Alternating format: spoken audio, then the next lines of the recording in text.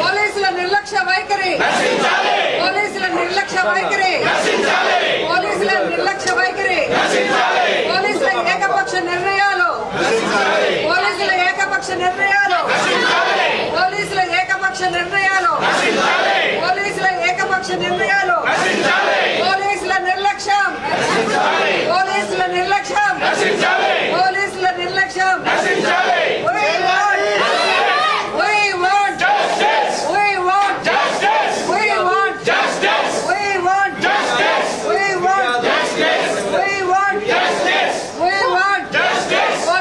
నిర్లక్ష్య వైఖరి, పోలీసుల నిర్లక్ష్య వైఖరి, పోలీసుల ఏకపక్ష నిర్ణయాలు, పోలీసుల ఏకపక్ష నిర్ణయాలు.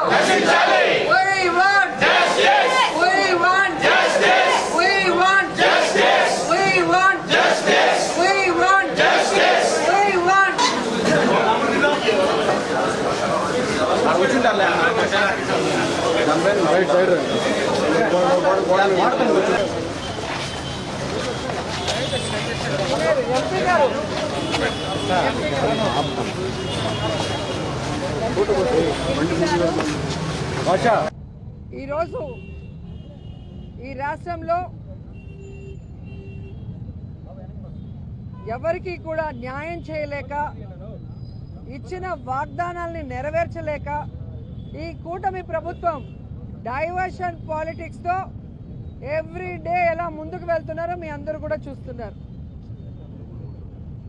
ఈరోజు మా ప్రియతమ నాయకుడు జగన్మోహన్ రెడ్డి గారి మీద, ఆయన సతీమణి భారతమ్మ గారి మీద, అలాగే మహిళలను కూడా చూడకుండా మా అందరి మీద నీచాతి నీచంగా పోస్టులు పెట్టి అవమానిస్తుంటే వారి మీద కేసు ఇవ్వడానికి వస్తే కనీసం ఆ కేసు ఏదైతే రిప్రజెంటేషన్ మేము ఇచ్చామో దానికి రిసీవ్ కాపీ ఇవ్వడానికి కూడా 10 ఫోన్లు చేయడానికి లోపలికి బయటకి తిరుగుతూ తర్జన భర్జన పడుతున్నారు. ఈరోజు ఇచ్చిన రిప్రజెంటేషన్కి ఒక రిసిప్ట్ ఇచ్చి ఆ తర్వాత దాంట్లో ఏముందో చదివి దాన్ని ఎలా ఇన్వెస్టిగేట్ చేయాలని పై ఆఫీసర్లని అడగటం మనం చూసాం. కానీ అసలు రిప్రజెంటేషన్ తీసుకొని రిసిప్ట్ ఇవ్వడానికే 100 సార్లు ఫోన్ చేయాల్సిన పరిస్థితి వచ్చిందంటే ఈ రాష్ట్రంలో పోలీసులు కూటమి ప్రభుత్వం యూనిఫామ్ వేసుకోకపోయినా వారికి పని చేస్తున్నారనేది స్పష్టంగా అర్థమవుతుంది. గతంలోనే చెప్పాం, ఇప్పుడు మళ్ళీ చెప్తున్నాం, పోలీసులు మీ నెత్తి మీద ఉన్న టోపీ మీద ఉన్న ఆ 3 సింహాలకి సెల్యూట్ కొట్టి న్యాయంగా పనిచేయండి. అంతేగాని రాష్ట్రంలో 3 పార్టీలు కలిసి కూటమి ప్రభుత్వంగా ఉందని ఆ 3కి సెల్యూట్లు కట్టి ఏకపక్షంగా మీరు నిర్ణయాలు తీసుకోవద్దు. ప్రజలు తిరగబడే రోజులు వస్తాయని కూడా హెచ్చరిస్తున్నాం. ఈరోజు ఏ విధంగా తయారయ్యారంటే చంద్రబాబు నాయుడు చేయాల్సిన తప్పులన్నీ ఆయన చేస్తాడు, చేయిస్తాడు. ఎదుటి వాళ్ళ మీద నిందలు వేసి శ్రీరంగ నీతులు చెప్పడం మనం గమనించాం. వ్యక్తిత్వ హననం అనేది చంద్రబాబు నాయుడు చేయటంలో సిద్ధహస్తుడు. తనకి పిల్లనిచ్చిన ఎన్టీఆర్ గారికే బట్టలు ఇప్పించి కార్టూన్లు వేయించిన గనుడు.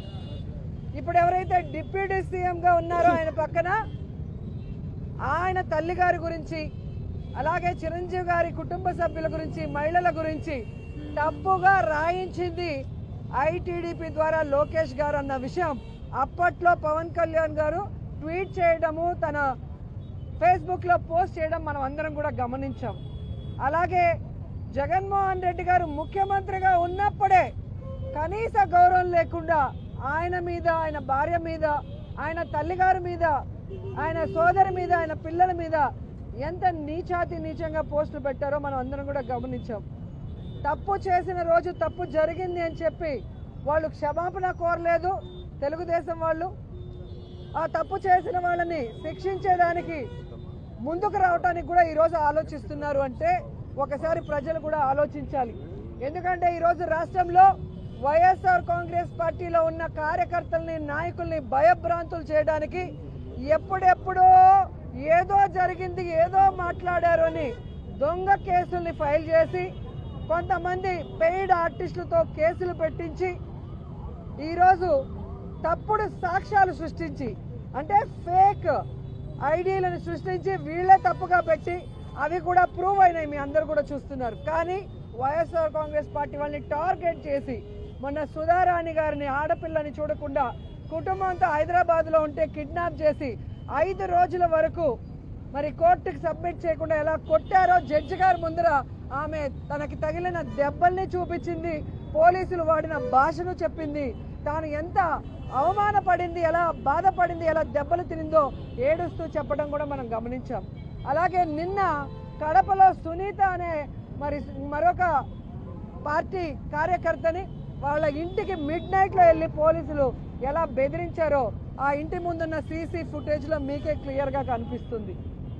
ఈరోజు మా వైఎస్ఆర్సీపీకి సంబంధించిన వాళ్ళు నిజంగా ఎవరైనా తప్పు చేస్తే మీరు కేసు పెడితే మేమేమనుకోం, కానీ తప్పు చేయని వాళ్ళని తప్పుడు కేసులు పెట్టి ఫేక్ ఐడీలతో వాళ్ళని ఇరికిచ్చి వాళ్ళని కొట్టి ఆ ద్వారా అందరినీ భయపెట్టాలనుకుంటే మాత్రం వైఎస్ఆర్ కాంగ్రెస్ పార్టీకి పోరాటాలు కొత్త కాదు. మా నాయకుడు, మా బ్రాండ్. ఎవరికైనా అన్యాయం జరిగితే జగనన్న ఊరుకోడు. జగనన్న వెనక మేము సైనికుల్లాగా పోరాడతామని కూడా హెచ్చరిస్తున్నాం. అండ్ ఈరోజు ఒక్కటే చెప్తున్నాం, చంద్రబాబు నాయుడు గారికి కానీ, పవన్ కళ్యాణ్ గారికి కానీ, హోంమంత్రి గారికి కానీ పోలీసుల్ని మహిళల మీద జరుగుతున్న దాడుల్ని అరికట్టడానికి ఉపయోగించండి, మహిళలకి రక్షణ కల్పించడానికి ఉపయోగించండి. అంతేగాని వైఎస్ఆర్ కాంగ్రెస్ కార్యకర్తల మీద, నాయకుల మీద తప్పుడు కేసులు పెట్టి అరెస్టు చేయాలని మీరు ఉపయోగిస్తే మీరు చరిత్రహీనులుగా మిగిలిపోతారని కూడా ఈ సందర్భంగా తెలియజేసుకుంటున్నాను.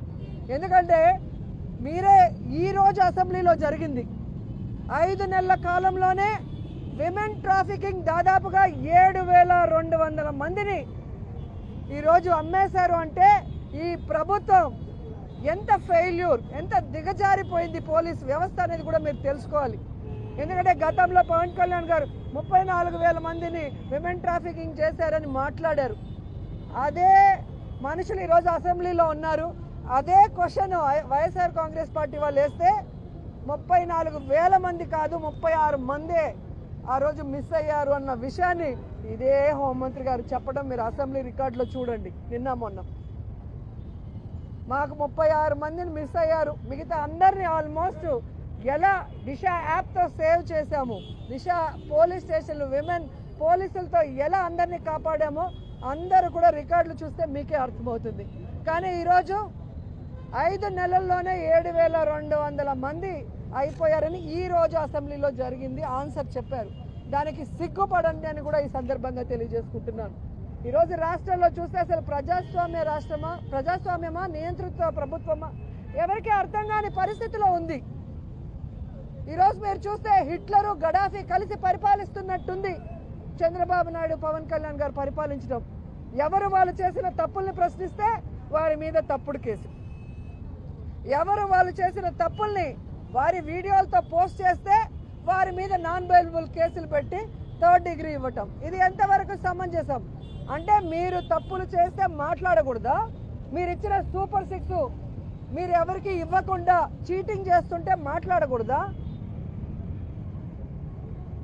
సో ప్రజల్ని, కోర్టుల్ని తప్పుదారి పట్టిస్తున్న ఈ ప్రభుత్వానికి, పోలీసులకి హెచ్చరిస్తున్నాం. పెద్ద పెద్ద నియంతలే కాలగర్భంలో కలిసిపోయారు. మీరెంత? ఇప్పటికైనా న్యాయబద్ధంగా ముందుకు వెళ్ళండి. మా మీద ఎవరైతే మాట్లాడారో బండారు సత్యనారాయణ లాంటి వాళ్ళు, జనసేనలో పోస్టింగ్స్ వీడియోస్ మీరు అందరూ కూడా చూసింటారు, వారందరినీ కూడా అరెస్ట్ చేసి, ఎందుకంటే వాళ్ళు తప్పు చేశారు, తప్పు చేసిన వాళ్ళని అరెస్ట్ చేసి 3rd డిగ్రీ ఇవ్వండి. తప్పు చేయని YSR Congress party social media వాళ్ళని వదిలిపెట్టండి.